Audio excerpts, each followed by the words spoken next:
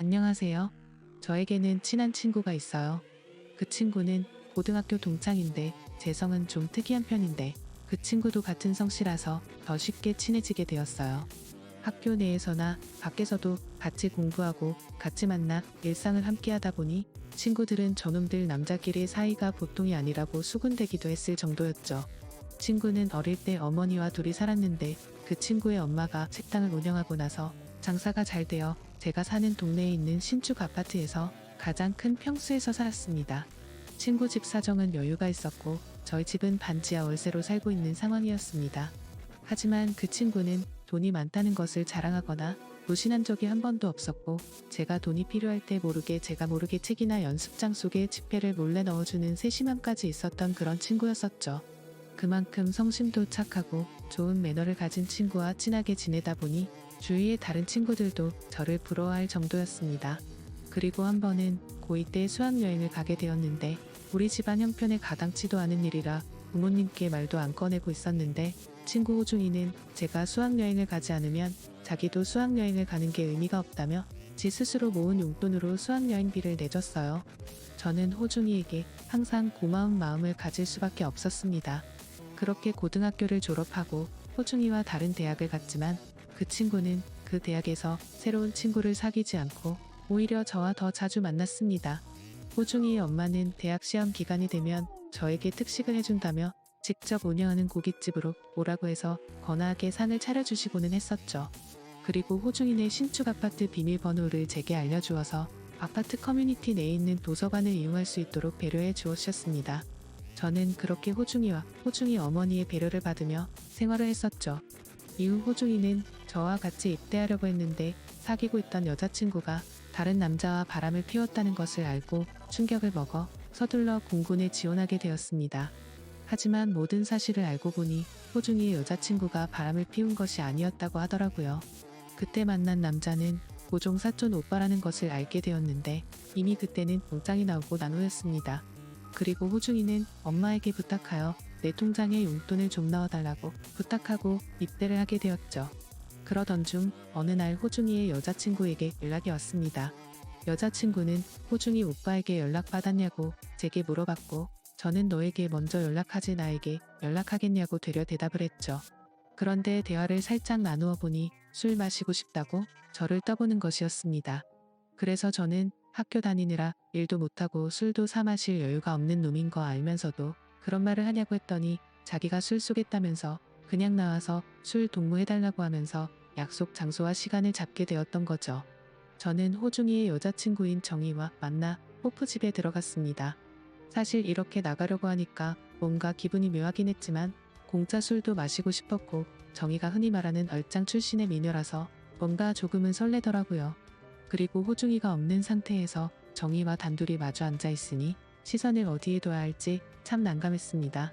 곧이어 술과 안주를 시켜 조금씩 마시기 시작했고 정희는 호중이를 많이 보고 싶다고 하더라고요.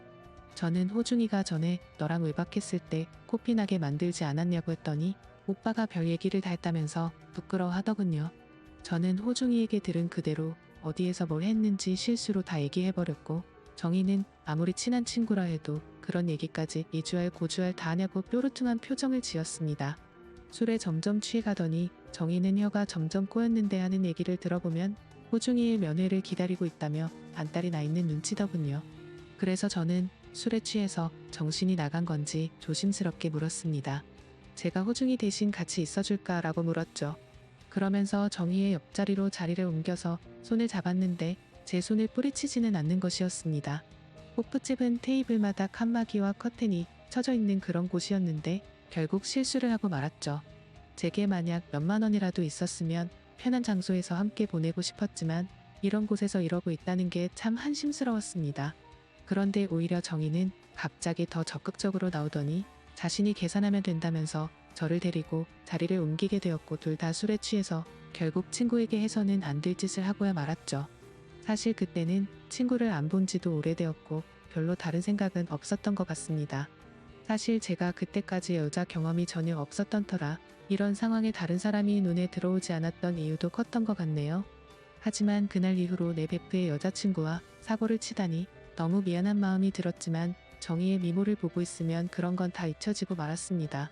그날 이후로도 정희와 연인처럼 자주 만났고 다른 커플들처럼 사랑을 키워나가기 시작하게 되었습니다.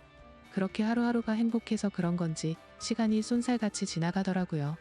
그래서 호중이가 휴가를 나오면 정희와 함께 셋이서 같이 만나고는 했는데 뭔가 죄를 짓는 기분이 들었지만 또 그게 나름 스릴감이 있다고나 할까요?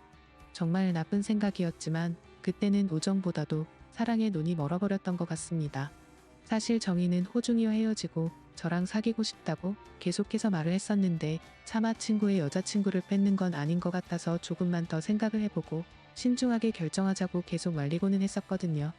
하지만 사람이 참 이기적인 건지 저를 놔두고 두 사람이 연인처럼 하하호호 웃는 모습을 보고 있으니 질투심의 기분이 나빠지기 시작했고 제게 그렇게 잘해줬던 친구인 호중이가 조금씩 이어지려고 했습니다. 다들 생각하듯이 제가 이상한 거고 정신 나간 놈이라고 할지는 모르겠지만 이렇게 생각한 것도 제 나름 속사정은 있었거든요.